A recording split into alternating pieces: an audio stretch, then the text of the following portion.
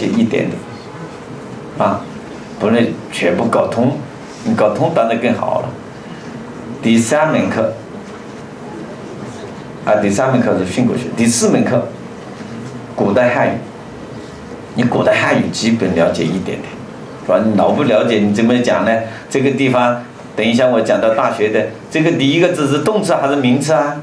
你连动词名词都不懂，怎么能教好语文呢？是吧？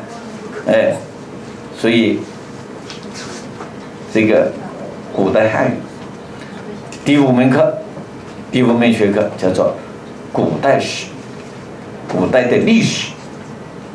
因为《三字经》《弟子规》啊、大学啊、《论语》里面全部是一些历史，你一些历史基本典故都不知道，你就讲不通，你教不好，是吧？所以我觉得基础知识5门课：文字学、韵律学、训诂学、古代汉语、古代史，要真正教好这些经典著作。有些朋友一听了就傻眼了，刘院长啊，我不是还要学10年我都学不到。我这里讲的，你去讲经典，你是去教学生读经典是两码事，是吧？你读经典呢，你稍微了解一点点就教得好了。这里我是讲要你去讲经典，如果去怎么讲好大学，怎么讲好论语，怎么教好易经，怎么教好春秋，从这个角度来讲，所以我提的要求就高一点。我希望我们在座的学习回去教学生读好经典，2个要求的啊。我们第一个要求是教学生读好经典，第2个要求呢，我们能够这个班里面，我们有80-90个学员里面，能够回去讲经典，有5个人、10个人、3个人讲都不错了。我们现在都讲不好，是吧？全国讲45经的不到30个人呢，是吧？讲经典，这是第2个高层次的要求。我们台湾，我了解几位我们老师已经能够讲经典，并且讲得很好，讲得很好，所以2个层次。第一，我们要教学生读经典，也教学生教经典，所以我是这个是从教经典这个角度来要求的。第2点叫认真熟读经典典籍，那你要很熟读。熟读呢，我就讲至少把这些要读。蒙学的那这个太简单了，《弟子规》《三字经》、千字文，是吧？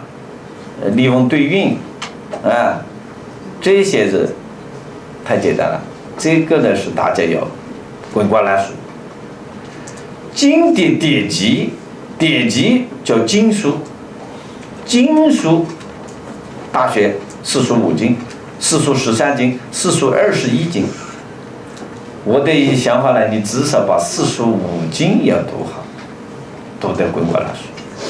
如果大家有要求，要把四书13经要读一读。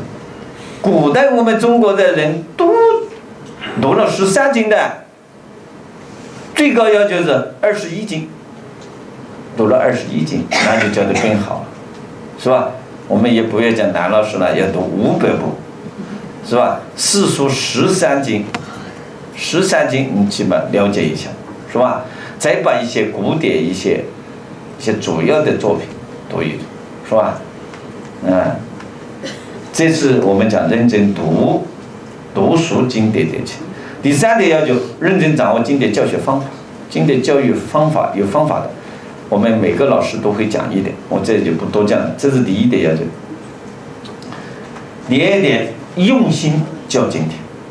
教经典关键是用心教学生，用心的教学生读经典，它很简单，但是关键是老师我认为要做到6点。第1点，教学生诵读，你把学生诵读好。第一要读准确，音要读准，你音读不准叫做误人子弟了。所以我当老师第1个要求是教对。第2是教好，首先教对。所以你把每一句每一个字要读准确，这是第一要求。第二是教好，所以教学生诵读好。第二要教学生熟读，熟读是什么？就反复的读，反复的读。等一下我要讲，要读多少遍？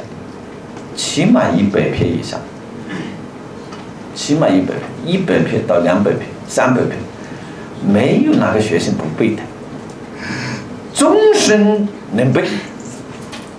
读书就是一个读，反复读，读多了就背，他自然背了，你不要强调他背都背得了。所以你讲个背呢，学生就紧张，是吧？我们直接要求读，他背了他就觉得有压力。我们讲不要你背，只要你读，你看来读的。我们等一下我会讲到具体读的要求，是吧？但记忆力好的3遍就背住了，记忆力最差的49遍，是吧？你看我读了100遍、200遍、300遍，你看他哪个不能背啊？所以读书就这么简单。我们过去呢就搞得那么神秘，是吧？第3，教学生背诵。背诵呢，就是我讲，你书读了绝对背诵，这是我们老师掌握。第4，教学生执礼，一定要从基本礼节开始。我认为我们经典教育第一个礼，首先就是鞠躬礼，是吧？我们台湾做得很好。我们中国的礼，我讲了，中国的礼呢，是世界上各民族里面最科学、最高雅、最安全的礼节。你看哪个民族有啊？我们中国学了人家一个礼节，握手，是吧？实际握手啊，学西方的，不是中国文化。握手好不好？你看，我们老祖宗早就告诉我们不要握手的了。你看西方欧洲去拥抱，我们老祖宗遇到将来肯定有流感，有猪流感、禽流感，有SARS。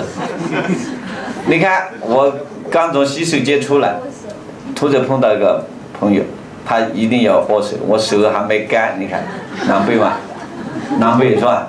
我和一个女士握手，伸出手，女士不和我握，很难背，又收回来。你看我们老祖宗都考虑了，握手啊，确认疾病，是吧？拥抱了确认疾病了。我们老祖高雅，不接触身体，是吧？但是又高雅。你看第一。